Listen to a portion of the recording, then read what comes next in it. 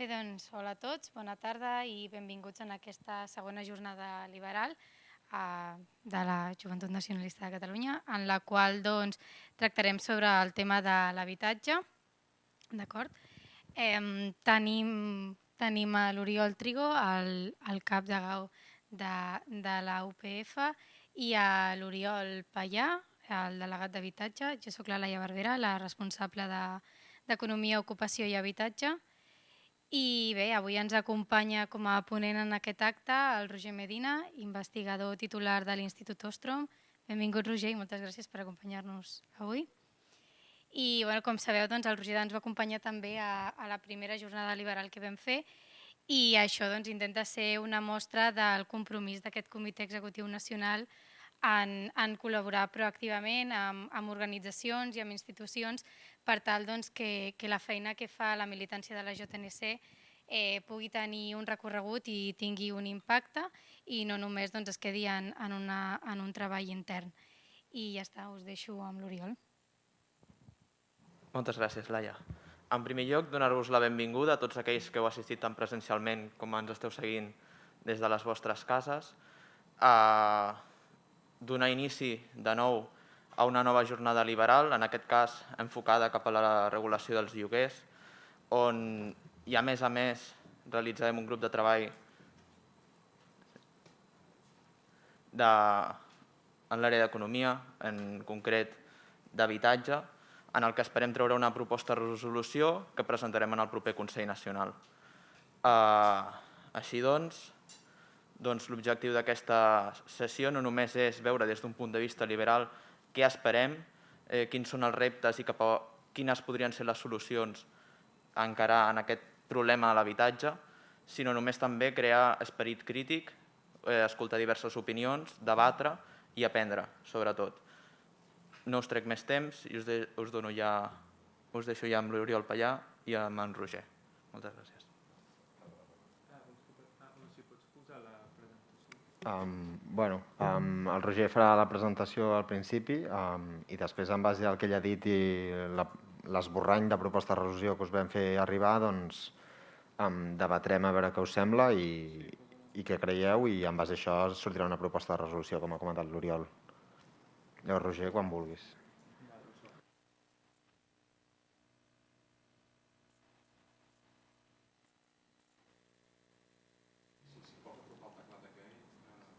Per passar jo, vols dir? O arriba? Doncs moltes gràcies per convidar-me. És un tema que sens dubte és de plena actualitat i agraeixo també la possibilitat de poder presentar una mica la recerca o les opinions que hem defensat en base a l'evidència i al marc normatiu i econòmic en vigent actualment sobre aquesta problemàtica. I aleshores la meva estructura de la presentació, al principi veurem una mica la situació i els antecedents normatius en matèria de lloguers, i després analitzarem algunes de les problemàtiques associades al que és la regulació dels lloguers en si, en el sentit en com està plantejada, i després tindrem ocasió d'analitzar algunes de les alternatives o propostes també més recents que s'han fet, etc. I també anirem introduint petites comparatives i bones pràctiques internacionals del que veiem a d'altres països sobre el que s'hauria o no s'hauria de fer.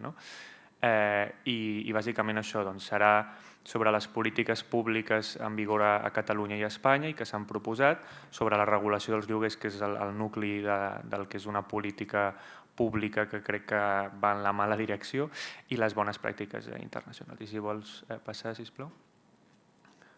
Sí, el següent.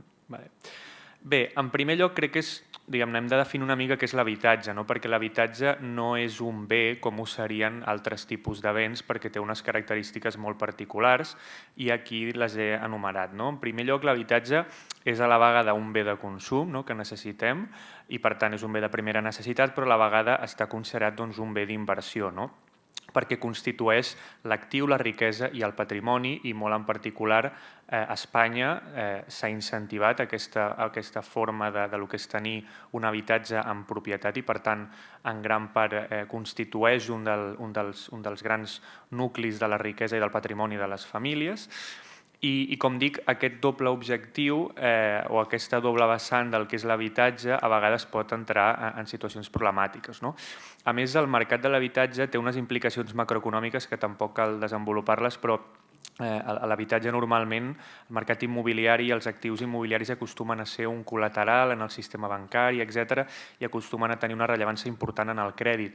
Però a la vegada l'habitatge i el funcionament del mercat de l'habitatge també té implicacions en el mercat laboral. Si en un lloc concret o en una regió concreta hi ha manca d'habitatge, d'oferta d'habitatge, la mobilitat laboral es reduirà, perquè serà difícil desplaçar-se per qüestions laborals. Per tant, l'accessibilitat a l'habitatge també té la derivada en el marc del que és el mercat laboral. I per tant, des d'aquest punt de vista, un mal funcionament del mercat laboral pot tenir, com veurem, pot tenir una incidència en el mercat de l'habitatge, però també a la inversa. I aquí el que us he posat és el règim d'habitatge. El règim d'habitatge generalment el podem classificar en el règim de propietat i el règim de lloguer. Hi pot haver altres formes menors, com la cessió gratuïta, etc. Però el gruix del que és el règim de tinença d'un habitatge es pot produir en aquestes dues grans tipologies. I us he posat, en base a Eurostat i l'Institut Nacional d'Estadística i l'Institut d'Estadística de Catalunya, algunes dades sobre quina és la taxa de propietat, és a dir, el conjunt de llars en relació al total de llars que tenen un habitatge en propietat. I si ens fixem, els països de la Unió Europea amb taxes de propietat més elevades són països que a priori no en sonen els països amb més renda per càpita. Albània té una taxa de propietat del 96,5, Romania del 96, Hongria del 92, Croàcia del 90, etc. Noruega sí que aquí apareix amb una taxa del 80%, Espanya actualment la té del 75%, Catalunya la té del 70%, Catalunya i la Comunitat de Madrid normalment sempre tenen taxes de propietat més baixes, i de fet més o menys es pot inferir que és inversa la relació entre la renda per càpita d'un lloc, exceptuant algunes excepcions, i la taxa de propietat.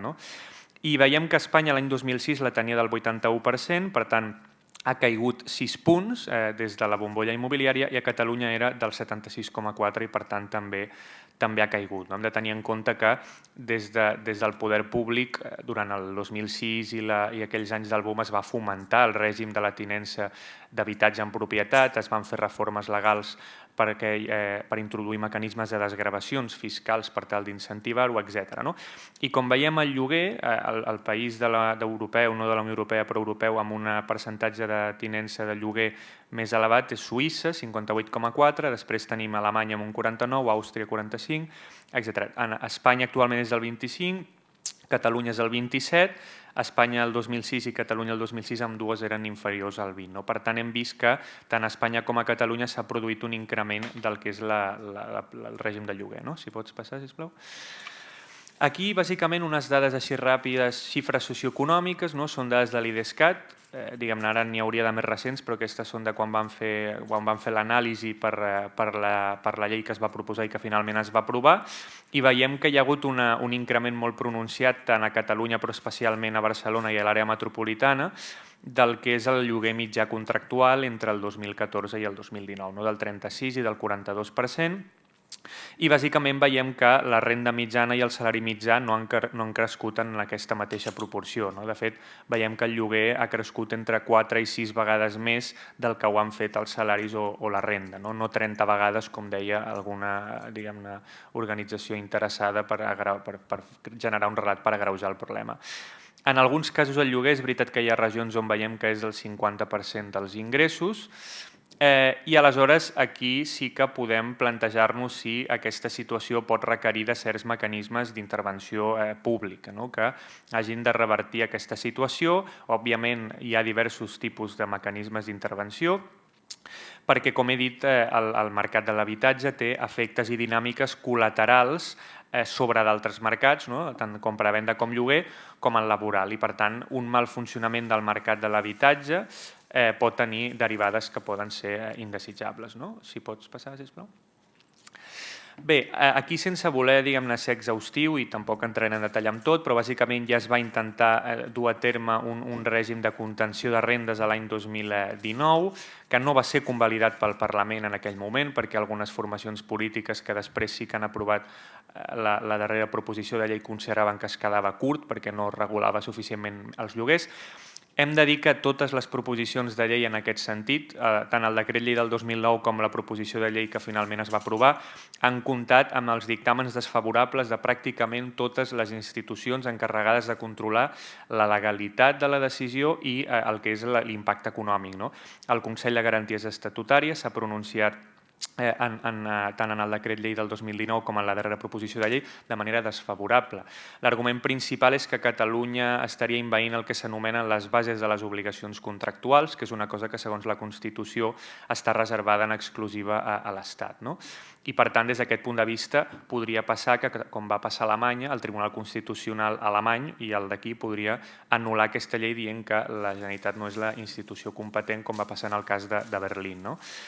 També va comptar amb l'opinió desfavorable de l'Autoritat Catalana de la Competència perquè va fer una anàlisi tenint en compte el que suposava la restricció i la regulació dels preus sobre l'impacte del mercat, en base a la literatura econòmica i a la teoria econòmica que coneixem. I en el mateix sentit es van pronunciar en el decret, o sigui, en la proposició de llei que finalment ha entrat en vigor, que va ser a proposta del Sindicat de Llogaters amb el suport de Junts per Catalunya, Esquerra, Catalunya en Comú i la CUP. I es va aprovar el 9 de setembre i és el marc legal que tenim ara en vigor i que tot just fa poc ha fet un any. Si pots passar, sisplau.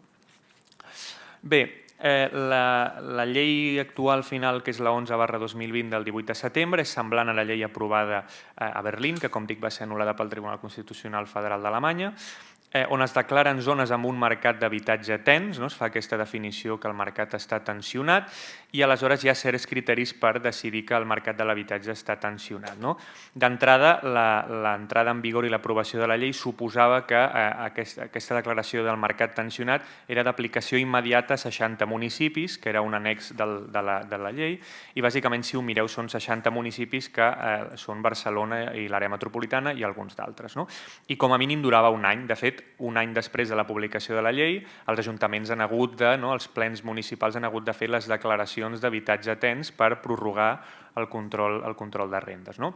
Bàsicament tenim els requisits, tampoc vull ser exhaustiu, són el creixement de preus del lloguer és clarament superior a la mitjana, que el lloguer mitjà sigui superior al 30% d'ingressos de les llars per persones menors de 35 anys o el creixement en relació a l'IPC, els preus.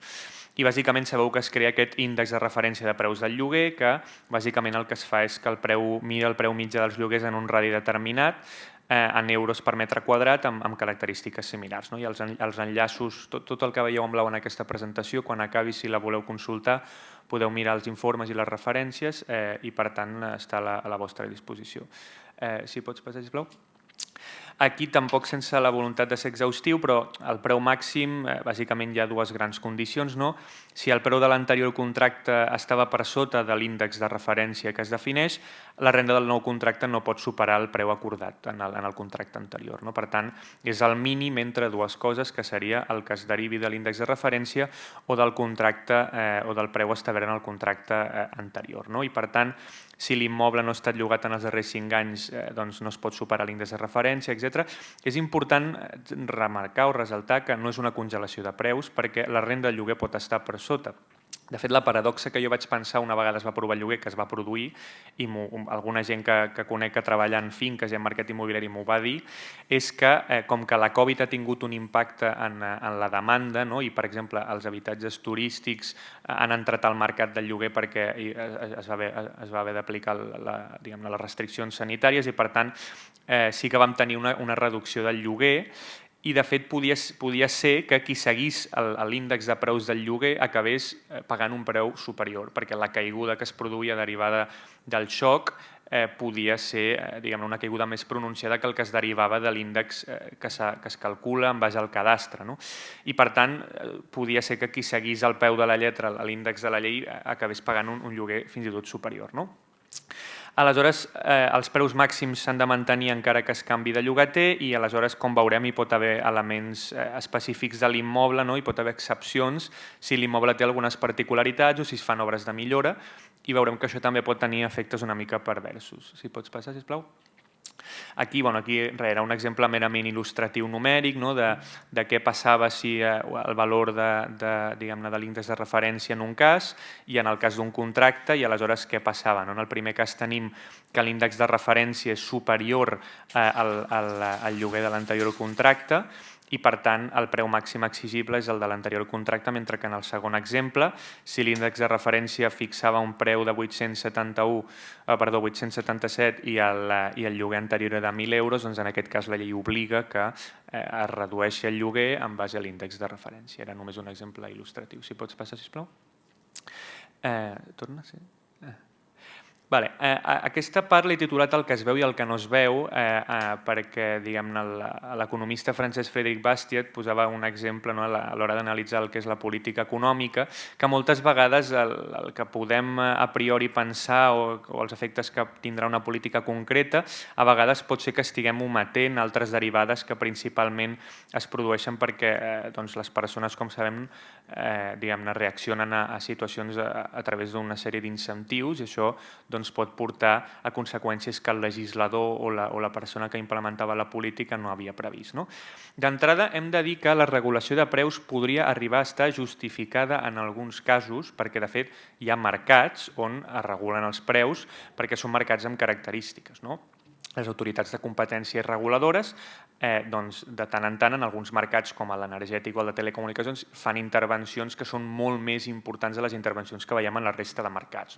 Però principalment les intervencions d'aquest tipus es produeixen en mercats que generalment compleixen dues condicions en base a la teoria econòmica, que és que estem davant d'un mercat amb poca competència i els operadors tenen molt poder de mercat. Pensem en mercats on hi ha pocs operadors i es reparteixen gran part de les quotes de mercat, i a més és difícil i costós que algú pugui accedir al mercat, o que hi hagi problemes d'informació asimètrica, és a dir, que en una relació entre dues persones una part tingui més informació que l'altra i sigui difícil fer que les dues parts acabin posant-se d'acord precisament perquè hi ha aquesta informació que és difícil conèixer. El problema és que si agafem les dades de l'Observatori Metropolità de l'Habitatge de Barcelona, veiem que el 84% dels habitatges a Barcelona són propietat de persones físiques. Per tant, no de societats. Les societats serien el 16% i el 63% en el cas dels lloguers.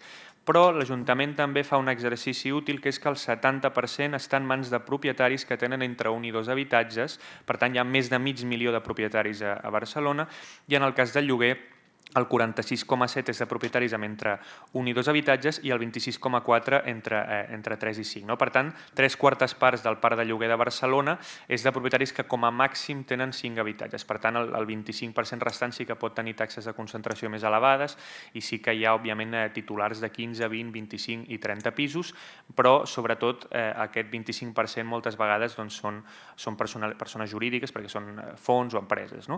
Per tant, es tracta d'un mercat enormement atomitzat on no podem dir que hi hagi molt poder de mercat d'un propietari respecte de l'altre, perquè observem cada dia mercats que tenen molta menys competència i que no està tan fragmentada i atomitzada la titularitat dels béns en aquest cas i no estan regulats, no estan tan fortament regulats. A més, també hem de dir que els contractes de lloguer ja estan fortament regulats per al marc normatiu bàsic, que és la Llei d'Arrendaments Urbans. Si pots passar, sisplau. I aquí, bàsicament, veiem algunes regulacions clàssiques del que ja regula la Llei d'Arrendaments Urbans, a part del que és la regulació dels lloguers, i aquí podem fer unes pinzellades del que ens diu la teoria de contractes, que és una teoria dintre de l'anàlisi econòmica que s'encarrega d'estudiar les situacions on hi ha dues parts que volen signar un contracte i qui suporta part dels costos d'alguna de la part del contracte. I veiem algunes polítiques que ja contempla, com dic, la vigent llei d'arrendaments urbans, com la duració mínima dels contractes. Pensem que si als contractes s'imposa una duració mínima molt elevada, això pot voler dir que d'entrada, si el propietari sap, per exemple, que no podrà actualitzar el preu fins a 6-7 anys vista, és possible que el preu inicial sigui molt més elevat davant de la incertesa de com es podrà actualitzar el preu. Per tant, normalment aquestes restriccions el que busquen és transferir part del risc del contracte de la persona que lloga al propietari. Normalment es pressuposa que, com als contractes laborals, hi ha una simetria del poder de negociació. La limitació de l'actualització dels preus també aniria en la mateixa direcció que la duració mínima dels contractes, perquè limitar el nombre de vegades que s'actualitza el preu també pot provocar aquesta decisió de si posar o no el pis en el mercat de lloguer o posar-ho en el mercat de compra-venda, com veurem amb alguns exemples d'altres països que s'han estudiat. També hi ha el tema de la fiança màxima, que al final també constitueix un mecanisme contractual per distribuir el risc, perquè és possible que les persones que potser no compleixen el contracte no estiguin disposades a suportar una fiança tan elevada, d'aquí que també la llei limita el nombre de fiances màximes que són exigibles, etc. Aquí trobaríem diversos elements relacionats amb... Tot això no deixen de ser elements per tal de distribuir el risc, com dic, en una relació contractual. I si es limiten, és possible que s'acabin trobant altres vies per preseleccionar a les persones a les quals s'acaba llogant l'immoble. I finalment, també tenim les problemàtiques associades en els processos de restitució de la propietat a nivell judicial, etc., i tot el que pot comportar per la seguretat jurídica, si els processos són costosos i s'allarguen durant el temps. I finalment, el que és la limitació de preus i l'índex de referència, que és la política que estudiem ara. I la introducció d'un preu màxim o de la limitació de l'increment del lloguer, d'entrada em dedica a beneficiar per definició aquells que viuen actualment en un règim de lloguer, perquè si es congela o es fixa el preu màxim, aquells que actualment estan residint en règim de lloguer es veuran, òbviament, beneficiats de manera directa per la política.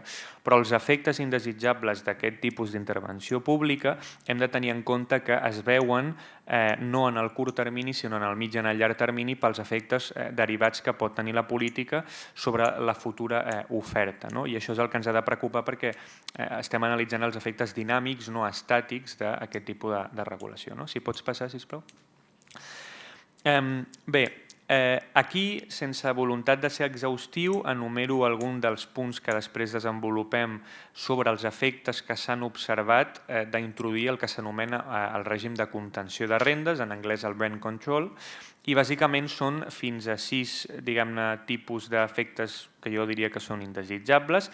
Se'n podrien trobar més, però jo crec que aquests són els que la literatura més o menys troba de manera consistent en diversos països. I com dic, són efectes que no necessàriament són simultanis i poden dependre de la regulació específica que es faci, perquè hem de tenir en compte que la regulació de contenció de rendes ha tingut diverses fases històriques i diverses polítiques i hi ha el que s'anomenen de la primera generació, segona generació, tercera generació.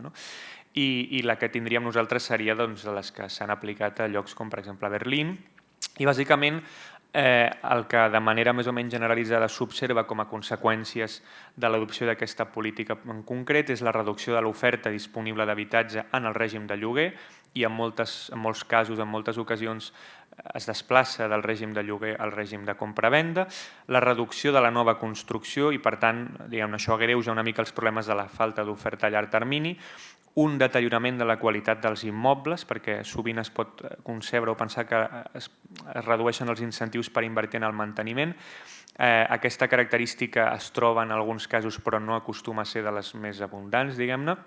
La reducció de la mobilitat laboral, la discriminació cap a usuaris de rendes baixes, perquè si no existeixen mecanismes per poder diferenciar els usuaris, es poden acabar introduint certs mecanismes de discriminar en funció del perfil socioeconòmic de la persona que accedeix en el règim de lloguer davant de la futura garantia de si es farà front al pagament de lloguer o no, i les llistes d'espera, que aquest és un dels casos que es veu molt particularment a Estocolm, a la capital de Suècia, i que la OCDE ha advertit més d'una vegada en diversos informes que ha fet en el cas de la ciutat sueca. Si pots passar, sisplau. Aquí simplement veiem el cas de Berlín, perquè és també un dels casos segur que més està a la premsa. A més, ara segur que heu vist que amb les darreres eleccions alemanyes es va aprofitar per fer un referèndum no vinculant sobre la possibilitat d'expropiar immobles i posar-los a disposició. És curiós perquè la definició que es va fer per als grans tenidors no era de 15 o 20, com moltes vegades, doncs aquí era de més de 3.000 immobles en el referèndum de Berlín. El que veiem és que els estudis que s'han fet en el cas de la capital d'Alemanya veiem limitació del creixement del 10% de lloguer mitjà, això és el que introduïa la política en les zones tenses, per tant veiem que és semblant a la regulació catalana. El que hem vist per als estudis que s'han fet és una reducció del valor dels immobles en el segment que estava controlat, perquè allà hi havia alguna zona que estava controlada i alguna zona que no, i per tant el que s'ha vist és aquesta diferenciació. En el segment no regulat s'ha vist un gran increment, això el que pot provocar és un anivellament de preus entre la zona regulada i la no regulada, i abans de l'entrada en vigor de la llei es van veure forts increments als propietaris i les persones del mercat immobiliari anticipant que hi hauria aquesta impossibilitat d'ajustar els preus a l'alça. I aleshores, bàsicament, el que dic, una reducció de l'oferta dels regulats i un increment de l'oferta dels no regulats. I apareix en aquesta línia que el 15% dels immobles que existien fa 2 anys no havien tornat al mercat. Si es pots passar, sisplau. Aquest jo diria que és l'estudi de més qualitat i rigor teòric, perquè es va publicar a l'American Economic Review, que és com si en ciències naturals publiqueu a Nature o Science, si publiqueu a l'American Economic Review doncs teniu la vida solucionada en l'acadèmia econòmica. I bàsicament és el cas de San Francisco, on també s'ha introduït un règim de contenció de rendes, o es va introduir per totes les problemàtiques associades que hi ha de la presència de persones altament qualificades de la indústria tecnològica, que això ha portat els preus a l'alça d'aquesta ciutat. I és aquest estudi de l'any 2019 de Diamond Maikweitikian, i bàsicament el que veuen és l'oferta d'habitatge sotmesa a la regulació es va reduir en un 15% i es va acabar produint un increment de preus del 5,1% derivada d'aquesta caiguda de l'oferta. A més, hi ha una característica bastant curiosa de l'estudi, perquè la base de dades que tenen és molt rica en les particularitats de cada llar, de la zona regulada i no regulada, i bàsicament el 15,3% de propietaris sotmesos al control de rendes van fer obres de millora, que és una excepció legal com la llei catalana, per tal de poder incrementar els preus. Què va provocar això? Els immobles de major qualitat. Bàsicament el que va provocar és que un percentatge més alt del que va passar fora del que és la zona no regulada va fer inversions per millorar l'immoble i poder esquivar el control dels lloguers, i per tant això va portar de mitjana que el parc d'immobles regulat acabés sent de major qualitat que el que no estava regulat i per tant de major preu, tot i la presència de la llei. I de fet els autors estimen que la propietat sotmesa al control de rendes va acabar amb residents de major renda que la mitjana i per tant troben que podia haver augmentat la desigualtat aquesta política. És una cosa bastant contraintuïtiva perquè aquesta política es fa per millorar l'accessibilitat, etc. I en aquest cas és bastant sorprenent, ja dic, que es trobi això, perquè justament és totalment en contra dels objectius perseguits per la política. El cas de Massachusetts es va estudiar, en aquest cas no per la introducció d'un control de rendes, sinó per la supressió del control de rendes. I aleshores es pot veure què va passar una vegada va desaparèixer. Es veu que el control limitava la inversió residencial i els permisos de construcció, perquè després de la supressió aquests van augmentar un 20%, i finalment el que es veu també amb l'estudi de Sims és que els propietaris van retirar els immobles del mercat de lloguer i l'oferta es va reduir. I aquí sí que trobem un petit deteriorament de la qualitat, però com dic, no és estadísticament significatiu. Si pots passar, sisplau. Sí, i aquí bàsicament era només per comentar la temàtica dels pisos buits i dels pisos turístics, perquè crec que és una cosa que també es posa moltes vegades en el debat públic. Bàsicament, l'Ajuntament de Barcelona va fer un cens propi que va anar per tots els barris i va estimar quin percentatge de pisos buits hi havia a Barcelona, perquè moltes vegades escoltem que el problema de l'habitatge es soluciona si tots els pisos buits es posen al mercat, etc. Doncs el propi Ajuntament ens diu, i teniu l'enllaç en el link del cens, que hi ha l'1,22% del parc d'immobles de Barcelona està buit. Això en xifres absolutes és al voltant de 10.000, 10.052, si no recordo malament. És molt graciós perquè al llegir les conclusions de l'informe, el propi Ajuntament, quan explica el que troba, es sorprèn perquè diu que el nombre d'habitatges buits no era tan elevat com es pensava, segurament perquè es va fer amb una voluntat de trobar una cosa ja prèviament assumida per les tesis de qui actualment governa el consistori. El que troba bàsicament aquest cens és que el 70% de pisos buits són propietat de particulars, per tant no és majoritàriament una cosa de les societats anònimes i personalitats jurídiques i empreses, menys del 20% són propietat de societats. La Sareb, el Banco Malo, té 96 pisos i 177 són propietat d'altres institucions públiques i són pisos buits, que jo em pregunto, aquest 2% d'immobles, aquests 177, per què les institucions públiques tenen pisos buits a Barcelona? Tenen quasi 200 pisos i per què no s'estan posant aquests pisos a disposició de persones amb emergència habitacional? És una mica sorprenent. Si pots passar, sisplau. I aquí molt ràpidament comento el tema dels pisos turístics, perquè segons el propi Ajuntament, en base a les llicències atorgades, hi ha 9.581 pisos amb les darreres dades. Hem de tenir en compte que s'han reduït perquè hi va haver una moratòria quan Ada Colau va entrar a l'Ajuntament de Barcelona. Es van imposar moratòries a molts nivells en la concessió de llicències, també per nova oferta residencial en el sector dels hotels, etc. Poc més de l'1% del total són aquests pisos turístics. Sí que és veritat que hi pot haver una possible externalitat, que de fet l'evidència disponible, sent honestos, ens diu que els estudis que s'han fet en el cas de Barcelona sobre si Airbnb en particular ha contribuït o no a incrementar el preu del lloguer, un estudi de la Mariona Segur, que també és molt bo, suggereix que poden haver augmentat els lloguers en un 1,9% i fins a un 7% en zona amb més presència.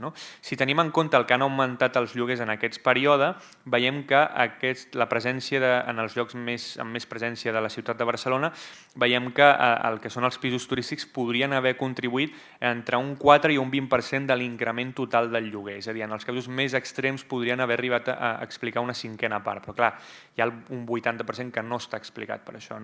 I això, doncs, evidentment hi ha un increment de la demanda i, com hem vist, un augment del que seria una transició del règim de propietat, que s'ha reduït al règim de lloguer, i més intensivament a les ciutats que volen posicionar-se al món, volen començar a ser seus d'empreses que generen valor afegit en el sector biotecnològic, etc. I, per tant, com dic, això són xifres no menors, però no poden explicar la gran part de l'increment. Si pots passar, sisplau. Sí, i aquí volia comentar una mica les ajudes aquestes de 250 euros per joves que ha proposat Pedro Sánchez i bàsicament al principi semblava que estava condicionat a tenir feina i que el lloguer fos inferior a 600 euros. Sembla que al final això no serà així, però clar, jo al principi ja d'entrada l'ajuda, ara veurem per què no em va semblar bona idea, perquè tenim evidència que no apunta en la bona direcció, però a la vegada condicionar-la encara em va semblar pitjor, perquè el primer que em va venir al cap va ser i si creu les dades de l'Institut Català del Sòl amb les fiances, amb la mitjana de les fiances per saber el preu del lloguer, amb les dades de l'IDESCAT de població, i em va sortir que, segons això, tenint en compte que és una mitjana, és a dir, que el lloguer mitjà en un municipi, diguem-ne que sigui aquest, no vol dir que no n'hi hagi de menors, però si agafem la mitjana com una aproximació, em va sortir que 142 municipis de Catalunya, que és el 15% dels 947 que hi ha, amb gairebé 5 milions de persones restarien exclosos d'aquesta prestació. Això vol dir excloure a més de 2/3, gairebé 2/3 de la població d'entrada, de l'ajuda. Per descomptat l'àrea metropolitana i Barcelona. I aleshores hi ha una altra cosa molt interessant del fet de subvencionar l'accés al lloguer a través de subvencionar part del lloguer directament amb una transferència de renda que no té en compte que el mercat de l'habitatge, si algú d'aquí és economista, coneixerà el concepte de l'elasticitat i de la importància que té l'elasticitat en els mercats. I el sector de l'habitatge o el mercat de l'habitatge és un sector amb una baixa elasticitat precisament perquè, com he dit, l'habitatge és un bé de primera necessitat i, per tant, diguem-ne, has de tenir una casa. I aleshores el que bàsicament es troba, per exemple, en el cas francès, analitzant exactament una ajuda a persones joves, no recordo si era joves o no està condicionada per edat, però és que l'estimació és que cada euro de subsidi incrementava el lloguer en 0,78. Per tant, de la transferència del govern francès, 78 cèntims, el 78% acabava en el que és l'increment del lloguer. I per tant, perquè aquesta transferència de renda, com dic, si el propietari sap que l'usuari és perceptor d'una renda, pot tenir incentius a dir incrementa una mica el lloguer perquè tu no hauràs de suportar aquesta part de l'increment. De fet, la importància de l'elasticitat sempre que s'analitzen polítiques fiscals com reduccions d'impostos o subsidis s'ha de tenir present perquè és molt important. Per exemple, la rebaixa de l'IVA als cinemes del 21 al 10, segons les dades de l'INE del creixement dels preus, de la inflació, més del 60% de la baixada de l'IVA no es va traduir en una baixada del preu de les entrades al cinema, sinó que s'ho van quedar els titulars de les sales de cinema, perquè la reducció només va ser un 40% del que hauria d'haver sigut si s'hagués repercutit del tot la baixada d'impostos. Per tant, quan es fan polítiques fiscals s'ha d'avaluar quin és l'impacte una vegada es fa. Jo, des de l'Institut Ostrom, una cosa que reivindiquem sempre és que tota política pública que es faci sigui avaluada ex ante i ex post, és a dir, abans de plantejar-la, però sobretot després de plantejar-la per veure quin ha sigut l'efecte que ha tingut. En el cas que tingués un efecte similar al francès, això voldria dir que d'aquests 250 euros, 195 repercutirien directament en un increment del lloguer. En el cas de Londres també ens apunta que les ajudes i els crèdits, en aquest cas a la compra, van provocar preus més elevats de la nova construcció, però no van incrementar els volums i justament també el que es buscava era incrementar la quantitat construïda i això els autors també diuen que aquests efectes eren contraris als objectius de la política, que era augmentar l'accessibilitat, etc. i la construcció. Pots passar, sisplau? Sí, i aquí això és una foto que us he volgut posar perquè és un tuit de no fa gaire, aquí ja entrem a parlar de propostes i pràctiques internacionals o bones pràctiques. És un tuit del Partit Socialdemòcrata de Dinamarca que va fer fa uns dies i que em va semblar bastant simptomàtic de l'estat de la qüestió en alguns països i en d'altres. Òbviament no sé danès, però Twitter et permet traduir directament almenys el tuit, el contingut del cartell diria una cosa així com construirem més cases que puguis permetre, etc. i parla de construir aquestes 22.000 cases, etc. I per tant, bàsicament el que crec que és el missatge inicial que vull donar és que, òbviament, la manca d'oferta o una demanda superior a l'oferta, no hi ha gaires maneres alternatives de suplir-la, que és incrementant l'oferta, incrementar l'oferta perquè de la majoria de mercats que coneixem la manera de fer reduir el preu és incrementar l'oferta. I aleshores aquí, òbviament, els factors que poden fer incrementar l'oferta es troben amb certes limitacions regulatòries, del disseny institucional i fins i tot de la voluntat dels ciutadans de les ciutats de alterar l'estructura visual o paisatgística, perquè moltes vegades es té el debat de si Barcelona hauria de créixer cap a dalt. És a dir, és veritat que Barcelona, en relació a altres ciutats, podria créixer cap a dalt en alguns llocs. Passa que, òbviament, amb l'estructura del disseny urbanístic de la ciutat i perquè hi ha a vegades també es poden generar certes resistències en aquest sentit, però crec que generalment, i a més aquí és una cosa que parlarem ara en uns minuts, la concepció que el problema de l'habitatge no és un problema exclusiu de Barcelona, sinó que la solució que s'ha de tenir i s'ha de proposar amb una visió del que és un impacte a nivell d'àrea metropolitana. I des d'aquest punt de vista, una de les coses que els teòrics de les ciutats i de l'urbanisme no diuen sovint és que una bona política de connectivitat i de transports és una bona política d'habitatge. És a dir, si jo puc arribar en molt poca estona al centre de la ciutat de Barcelona des d'una ciutat o des d'un poble que no estigui a Barcelona, això òbviament genera i redueix la pressió competitiva, la pressió de viure en el centre de les ciutats. I bàsicament jo crec que aquesta és la idea, que sigui perquè moltes vegades no hem tingut la capacitat fiscal suficient per impulsar un parc propi d'immoble públic, etc. Però és veritat que, com veurem ara, en el que és l'oferta pública, que seria una de les solucions, perquè l'oferta òbviament es pot augmentar des del sector privat però també des del sector públic, ha sigut una opció que no s'ha potenciat perquè s'ha decidit potenciar, ja com he dit, en el moment de la bombolla immobiliària, la propietat. I per tant es van donar una sèrie d'incentius i es va malgastar recursos públics en aquesta direcció. Si pots passar, sisplau. Aquí el que... Aquí bàsicament el que veiem és diguem-ne, són diversos models del que seria l'increment dels preus versus l'increment dels permisos. En el cas de Tòquio veiem que els preus s'han mantingut estables respecte a Nova York o San Francisco perquè Tòquio de manera sostinguda ha anat incrementant els permisos i la nova construcció, i ara només una cosa a títol il·lustratiu, i si pots passar, sisplau.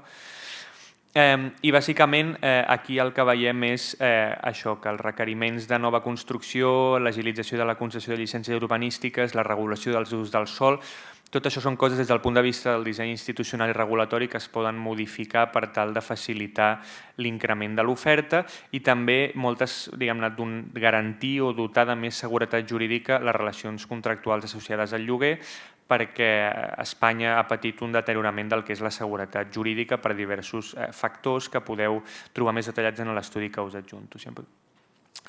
Bàsicament aquí, molt ràpid, per fer uns 5 cèntims del que és l'habitatge social. Aquí veiem diverses taxes del que és l'habitatge social a diversos països de la OCDE i bàsicament veiem que Espanya té un 1,1% d'habitatge social amb les dades més recents del 2020, la mitjana de la OCDE és del 6,9%, i aleshores veiem com països com per exemple el Regne Unit 23,6, Àustria 21,4, Dinamarca 34, Dinamarca 21, els Països Baixos 34, etc. Per tant, veiem que és una cosa on clarament no hi ha hagut una aposta per aquesta qüestió. L'exemple que es posa en aquest tema arreu és Viena, perquè Viena porta 100 anys construint el parc públic i el 60% del mercat del lloguer és titular de l'Ajuntament de Viena. També veiem que Amsterdam i Rotterdam en aquest sentit han potenciat aquesta política i a Espanya destaca el País Basc, que sí que s'ha posat les piles en aquest sentit, el 40% de la nova oferta de lloguer de la comunitat. I com deia, la planificació urbanística a escala metropolitana per garantir la connectivitat és fonamental perquè això passa per reforçar la política de transport públic. I ja estic a punt d'acabar, si pots passar. I finalment, aquí quan parlàvem del tema de joves i mercat laboral he volgut fer un apunt que crec que és important ressaltar perquè és que el principal problema de les anàlisis sobre l'accessibilitat dels joves té a veure bàsicament amb dues dimensions. Els salaris baixos i l'elevada taxa d'atur juvenil. I això no té per què directament tenir una vinculació estructural amb el mercat de l'habitatge. Òbviament és una cosa accessòria, però les darreres dades d'Eurostat, per exemple, ens diuen que la taxa d'atur juvenil és del 33%, que és la més gran de la Unió Europea, la mitjana de la Unió Europea és del 16,2%. Aleshores, com dic, aquests aspectes van molt més enllà del que seria l'accés a l'habitatge i, de fet, el tema de l'emancipació, etc., va molt vinculat a aquesta dificultat d'incorporació del mercat laboral. Per tant, crec que més enllà de les polítiques públiques en matèria d'habitatge específic que podem discutir, crec que és molt necessari una reforma a nivell del mercat laboral per suprimir aquesta dualitat laboral tan gran que tenim a Espanya i que castiga molt especialment els joves i per tant crec que aquest és un dels objectius prioritaris també per solucionar la problemàtica de l'habitatge. I sí, crec que ja...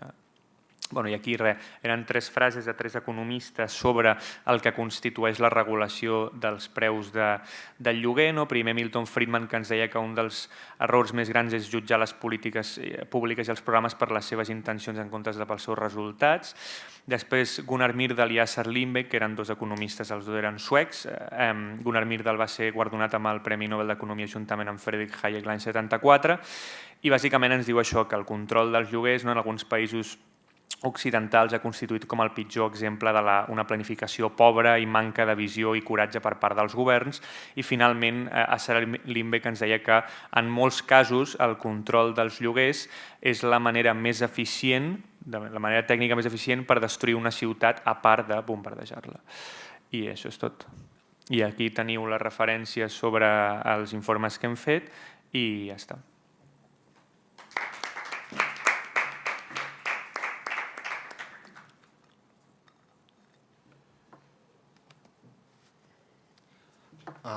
Moltes gràcies, Roger, per l'explicació. Crec que tothom ara té un context bastant important de quina és la situació i a nivell econòmic també els impactes que té. Ara el que farem serà debatre sobre el tema de l'habitatge, de la qual, com sabeu, sortirà una PR. Us vam enviar un esborrany de proposta de resolució des de la Delegació d'Habitatge. Llavors, us resumeixo ràpidament Digues, Laia, que la Laia vol dir una cosa. Sí, perdoneu, si hi ha alguna pregunta pel Roger, digueu ara o desmutegeu-vos els que estigueu pel Jitsi. Espera, perdó. Roger, em consta que havies de marxar... Bueno, no, em puc quedar una estona més, si voleu. Sí? Bueno, digueu sense problema quan hagis de marxar. D'acord. L'Àlvaro té una pregunta. I algú té més? Un moment. Molt bé, hola Roger, ja ens coneixem. Jo et volia preguntar, et volia fer una... sobretot pel tema en l'àmbit juvenil, que segurament és el que més toco. D'acord, estic totalment d'acord que el principal problema de l'emancipació, i no només de l'emancipació, sinó de l'accés a la cultura, l'accés a l'esport, l'accés a molts àmbits d'aquesta societat, la principal barrera és el poder adquisitiu dels joves i la seva situació laboral, no? Però jo volia fer-te alguna pregunta sobre el tema de l'ajuda al lloguer, perquè sí que és veritat que, o si més no, des de la meva perspectiva, que també es dona per un fet demogràfic, no? I de situació de molts joves que segurament fins que no passen els 30 anys o 32 anys no poden assolir un estatus laboral prou consolidat com per poder tenir un sou com per poder accedir en un habitatge. No? Llavors, aquestes ajudes que es van plantejar sí que és veritat que també tenien una limitació, no? de sou, diguéssim. I la meva pregunta era molt bàsica, com pot influir tant en un mercat, ho desconec, desconec les dades, però com pot influir tant en un mercat quan potser la demanda de joves que cobrin menys de 22.000 euros l'any representi un tant per cent tan baix com que pugui afectar directament als preus de tot el mercat d'una ciutat concreta. O sigui, tu et refereixes al fet que hi hagi pocs joves que tinguin aquesta retribució, això no tindria per què tenir l'impacte que hem comparat en el cas francès, vols dir? Sí. Clar, a veure, ja et dic, aquí al final el que tenim són exemples i experiències d'altres països. Sí que és veritat que el que aquí hem dit és que la política pot tenir aquests efectes, però això no vol dir, no ens ha de portar a concloure tampoc que s'hagi de descartar completament, perquè al final depèn del que ponderem. No? Si ponderem molt el fet de reduir la desigualtat o millorar l'accessibilitat, encara que això pugui parcialment incrementar part dels lloguers, potser és una cosa que s'ha d'acabar fent, no? I per tant s'ha d'avaluar. Aleshores, el que comentaves era que hi havia una restricció associada, no, a percebre l'ajuda, que era percebre una... Si no m'equivoco, crec que hi havia un límit de 23.000 euros. Però vaja, que això és que clar, ja et treu tothom, amb l'Oriol ho comentàvem, tot el que treballa en auditoria i consultoria és que ja està fora. Sí, exacte. Realment treus molt joves. Sí, clar. No és un sou superelevat. Aquí al final és una qüestió de l'impacte que té, com tu molt bé has dit, en la demanda, no? Però més enllà d'això, el que s'analitza aquí no s'analitza l'impacte que té en tota la ciutat. Aquí el que s'analitza en el cas és amb dades d'aquelles persones que l'han percebut directament. És a dir, no és un increment mitjà de l'ajuda directament en la mitjana de la ciutat. El que s'analitza és d'aquelles persones que van participar de l'ajuda i per tant que la van percebre, per tant aquí no estem entrant ja en persones que no la van percebre de la mateixa edat, com va contribuir a generar-ho. Sí que és veritat que si aquí al final és qüestió d'analitzar i competeix el departament, diguem-ne, que tingui les competències d'habitatge, a quina fracció es vol arribar, no? Perquè, com he dit, si ho condicionem per el cost del lloguer, ho condicionem a tenir o no feina, etc., doncs tot aquest tipus de restriccions el que fan és condicionar el grup que acabarà rebent l'ajuda, no? I com he dit, de fet, la setmana passada hi havia una entrevista en un diari molt bona a un dels economistes, diguem-ne, que més ha estudiat el tema urbà, etc., que és catedràtic de Harvard, i bàsicament ell deia que en general no era partidari d'aquest tipus d'ajudes i parlava perquè coneixia Barcelona i tal, i parlava que això no ha de voler dir que encara que no en sigui partidari que hi ha diversos objectius o diversos interessos a tenir en compte, no? I encara que això pugui contribuir a incrementar una mica els preus de lloguer, si es vol, diguem-ne, perseguir un objectiu per sobre d'un altre en relació a la desigualtat o l'accessibilitat, potser sí que és una política que s'ha de fer, perquè al final tota política té uns costos i uns beneficis i per tant, si ens posem a mirar segur que trobarem molts peròs a moltes coses, però al final hi ha un problema, no? I que demanda alguna solució. Si algú dels que esteu al Jitsi té alguna pregunta, digueu-ho.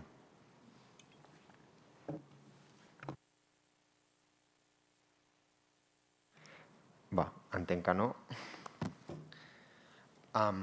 Llavors, Roger, moltíssimes gràcies per l'explicació i crec que resoldrà el dubte que tenia l'Àlvaro. Llavors, si voleu proseguim, el que us comentava, vam enviar un esborrany de proposta de resolució, llavors això complementat amb el que ha dit el Roger i qualsevol aportació personal que vulgueu fer, serà el que farà que sorgeixi una PR que es presentarà en Consell Nacional. Llavors, a nivell de resum, el que deia la PR amb el que deia el Roger està molt alineat, bàsicament que els sous estan pujant molt, o sigui, els sous estan pujant molt poc respecte al que està pujant l'habitatge, que cada vegada es destina un percentatge de renda més elevat a l'habitatge, és a dir, abans, per exemple, la gent destinava cada 1.000 euros 400 a l'habitatge, ara n'està destinant quasi un 60%, és a dir, 600 euros de cada 1.000 que en guanyen. Que hi ha una barrera d'entrada molt gran a l'hora de tenir un habitatge propi, perquè has de pagar un 20% d'entrada i a part hi ha molts impostos, vull dir, tens ITP o tens IVA si és de nova construcció, i quan tu comences a llogar, com que se te n'està anant molta part de la teva renda disponible, no pots estalviar per tal de poder comprar i poder tenir el 20% de renda disponible. Llavors és com un cercle viciós que és molt difícil de trencar.